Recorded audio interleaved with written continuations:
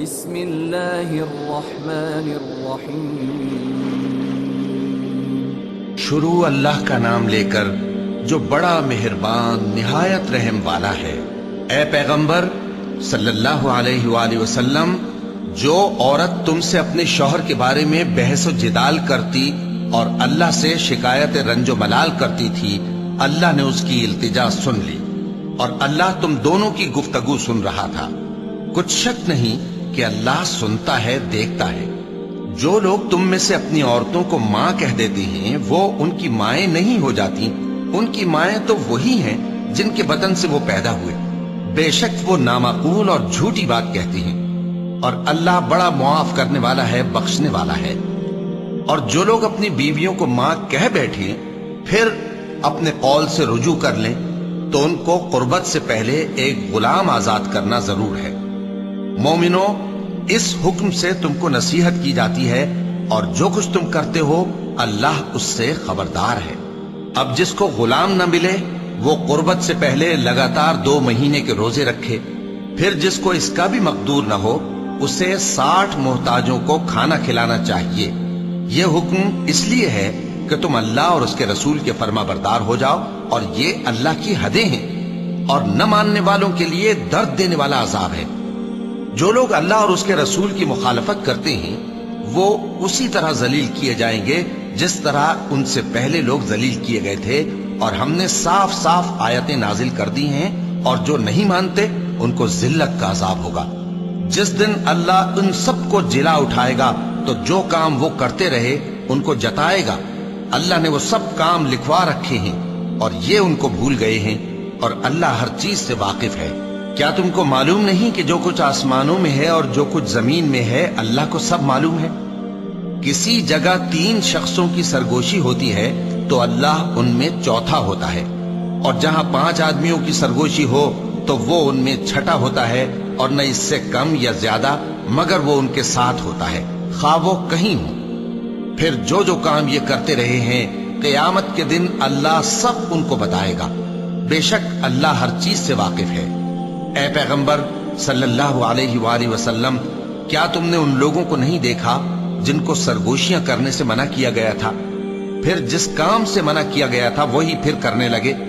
اور یہ تو گناہ اور ظلم اور پیغمبر صلی اللہ علیہ وآلہ وسلم کی نافرمانی کی سرگوشیاں کرتے ہیں، اور جب تمہارے پاس آتے ہیں تو اللہ تعالیٰ کے بتائے ہوئے الفاظ کے بجائے دوسرے الفاظ میں تمہیں دعا دیتے ہیں، اور اپنے دل میں کہتے ہیں کہ اگر یہ واقعی پیغمبر ہیں تو جو کچھ ہم کہتے ہیں اللہ ہمیں اس کی سزا کیوں نہیں دیتا؟ اے پیغمبر صلی اللہ علیہ وآلہ وسلم، ان کو دوزخ ہی کی سزا کافی ہے، یہ اسی میں داخل ہوں گے اور وہ بری جگہ ہے۔ مومنو، جب تم آپس میں سرگوشیاں کرنے لگو تو گناہ اور زیادتی اور پیغمبر کی نافرمانی کی باتیں نہ کرنا، بلکہ نیکوکاری اور پرہیزگاری کی باتیں کرنا، اور اللہ سے جس کے سامنے جمع کیے جاؤ گے ڈرتے رہنا۔ منافقوں کی سرگوشیاں تو شیطان کے اکسانے سے ہیں جو اس لیے کی جاتی ہیں کہ مومن ان سے رنجیدہ ہوں، مگر اللہ کے حکم کے سوا ان سے انہیں کچھ نقصان نہیں پہنچ سکتا۔ تو مومنوں کو چاہیے کہ اللہ ہی پر بھروسہ رکھیں۔ مومنوں، جب تم سے کہا جائے کہ مجلس میں کھل کر بیٹھو تو کھل کر بیٹھا کرو، اللہ تم کو کشادگی بخشے گا، اور جب کہا جائے کہ اٹھ کھڑے ہو تو اٹھ کھڑے ہوا کرو۔ جو لوگ تم میں سے ایمان لائے ہیں اور جن کو علم عطا کیا گیا ہے اللہ ان کے درجے بلند کرے گا، اور اللہ تمہارے سب کاموں سے واقف ہے۔ مومنوں، جب تم پیغمبر کے کان میں کوئی بات کہو تو بات کہنے سے پہلے مساکین کو کچھ خیرات کر دیا کرو، یہ تمہارے لیے بہت بہتر اور پاکیزگی کی بات ہے، اور اگر خیرات تم کو میسر نہ آئے تو اللہ بخشنے والا مہربان ہے۔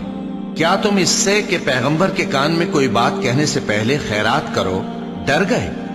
پھر جب تم نے ایسا نہ کیا اور اللہ نے تمہیں معاف کر دیا تو نماز قائم کرتے رہو اور زکوٰۃ دیتے رہو، اور اللہ اور اس کے رسول صلی اللہ علیہ وآلہ وسلم کی فرما برداری کرتے رہو، اور جو کچھ تم کرتے ہو اللہ اس سے خبردار ہے۔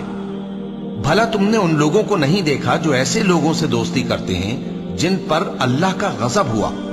وہ نہ تم میں ہیں نہ ان میں، اور جان بوجھ کر جھوٹی باتوں پر قسمیں کھاتے ہیں۔ اللہ نے ان کے لیے سخت عذاب تیار کر رکھا ہے، یہ جو کچھ کرتے ہیں یقیناً برا ہے۔ انہوں نے اپنی قسموں کو ڈھال بنا لیا ہے اور لوگوں کو اللہ کے رستے سے روک دیا ہے، سو ان کے لیے ذلت کا عذاب ہے۔ اللہ کے عذاب کے سامنے نہ تو ان کا مال ہی کچھ کام آئے گا اور نہ اولاد ہی کچھ فائدہ دے گی۔ یہ لوگ اہل دوزخ ہیں، اس میں ہمیشہ جلتے رہیں گے۔ جس دن اللہ ان سب کو جلا اٹھائے گا تو جس طرح تمہارے سامنے قسمیں کھاتے ہیں اسی طرح اس کے سامنے بھی قسمیں کھائیں گے اور خیال کریں گے کہ ایسا کرنے سے کام چل جائے گا۔ سنو، یہی تو ہیں جھوٹے۔ شیطان نے ان کو قابو میں کر لیا ہے اور اللہ کی یاد ان کو بھلا دی ہے۔ یہ لوگ شیطان کا ٹولہ ہیں، اور سن رکھو کہ شیطان کا ٹولہ ہی نقصان اٹھانے والا ہے۔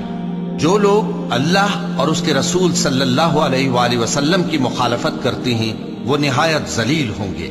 اللہ نے یہ بات لکھ دی ہے کہ میں اور میرے پیغمبر ضرور غالب رہیں گے۔ بے شک اللہ زور آور ہے، صاحب اقتدار ہے۔ جو لوگ اللہ پر اور روز قیامت پر ایمان رکھتے ہیں تم ان کو اللہ اور اس کے رسول صلی اللہ علیہ وآلہ وسلم کے دشمنوں سے دوستی کرتے ہوئے نہ دیکھو گے، خواہ وہ ان کے باپ یا بیٹے یا بھائی یا خاندان ہی کے لوگ ہوں۔ یہ وہ لوگ ہیں جن کے دلوں میں اللہ نے ایمان کو نقش کر دیا ہے اور اپنے فیض سے ان کی مدد کی ہے، اور وہ ان کو بہشتوں میں جن کے نیچے نہریں بہہ رہی ہیں داخل کرے گا، جن میں وہ ہمیشہ رہیں گے۔ اللہ ان سے خوش اور وہ اللہ سے خوش۔ یہی لوگ اللہ کی جماعت والے ہیں۔ سن رکھو کہ اللہ کی جماعت والے ہی کامیاب ہوں گے۔ صدق اللہ العظیم۔